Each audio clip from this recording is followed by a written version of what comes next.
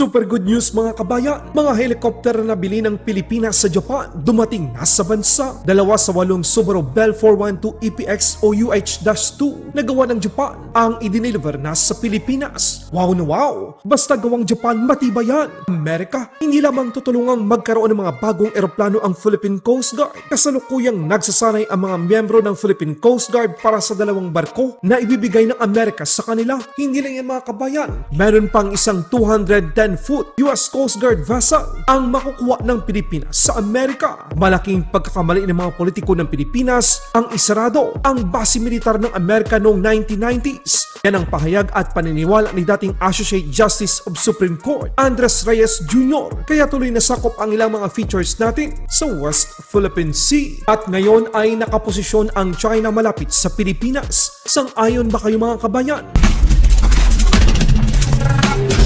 Good news mga kabayan, nasa Pilipinas na ang mga helicopter na binili ng Philippine Air Force sa Japan. 2 sa 8 mga Subaru Bell 412 EPX o UH-2 helicopters ang dumating sa bansa. Makikita sa video ang pagdiskarga ng mga nasabing helicopter. Ito ay nakuha sa pamamagitan ng gobyerno sa gobyerno. Nagkakahalaga ng 6.39 billion peso ang nasabing kontrata na nilagdaan noong taong 2023. Inaasahan na makompleto ang delivery ng 8 Subaru Bell 412 EPX o UH-2 helicopters ngayong taong 2026. Basta Japan, mabilis, matibay at kalidad ang pinag-uusapan.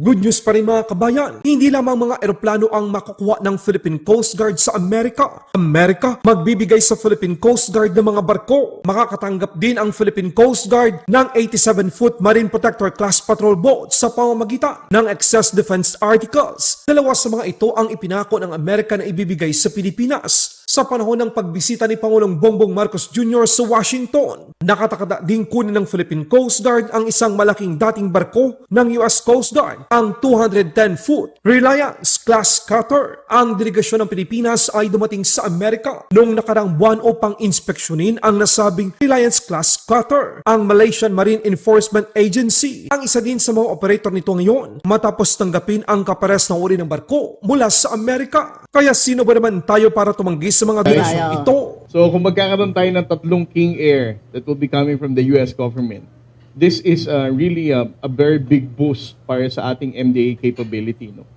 We can carry out maritime domain awareness, and accordingly, this aircraft will also be equipped with ISR, no? Yung intelligence, security, and reconnaissance capability. So ibig sabihin, it will be easier for us to document the presence of Chinese Coast Guard vessels, Chinese maritime militia, and even PLA Navy warship. So this kind of support na nakukuha natin sa Amerika is also a clear evidence that of the ironclad commitment of the US government as we assert our rights in the West Philippines. Sa ibang balita naman, Justice Andres Reyes Jr. sinabing ang malaking pagkakasala ng mga politiko natin noon kung saan ipinasara ang US base sa Pilipinas. Ang pagsasara ng mga base militar ng Amerika sa Pilipinas ay nagresulta sa boto ng Senado ng Pilipinas noong 1991. 12 laban sa 11 natanggihan ang pag-renew ng kasunduan. Sa panahon ng administrasyon ni Corazon Aquino, ang mga base tulad ng Subic Bay at Clark ay ganap na nagsara noong 1992. Dahil dito, kaya't nakuha ng China na tayuan ng artipisyal na isla ang Spratly Islands at sila ngayon ay lumalapit na hanggang sa Zambales. What is the most consequential mistake of the Philippines? Would anybody venture? in the last 50 years, what is the biggest mistake of the Philippines? The biggest mistake is that we closed down the US bases. Yung nawala yung US bases sa Subic, nawala sa Clark. Ano yun? They're now very near us in some valleys. If there were US bases there, they wouldn't be able to build anything within the next 500 miles. But then, we were so bright, we were intellectual, liberal tayo, di ba nangyari? Now we have to spend money for missiles, we have to spend money for Coast Guard ships, we have to develop our military. Eh kung nandun yung US bases din, wala tayong problema.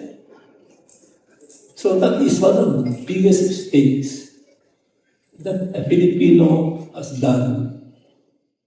Mga intellectual, mga newspaperman, mga professor, mga academe, mga clergy.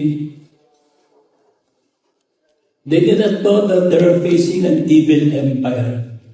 And that is a design. Yung pagtagal US bases, that was a design of the Chinese Communist Party.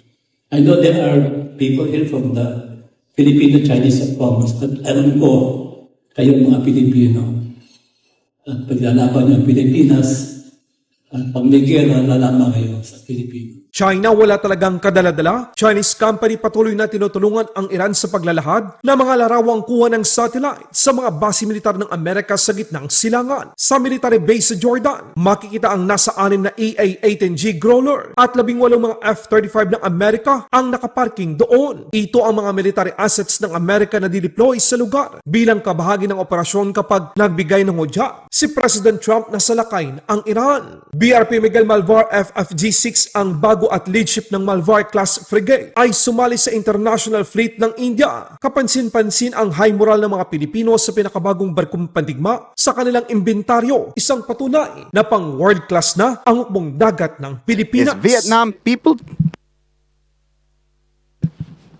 The next ship on your left is the ship of the Republic of Philippines, Miguel Malvar. She is commanded by Captain Paul Michael Heshenova.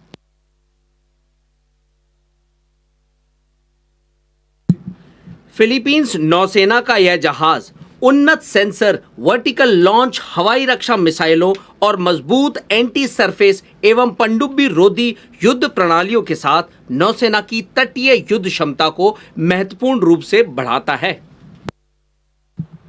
A modern guided missile frigate and the lead ship of her class, Miguel Malvar was commissioned in May 2025. Laban Pinas.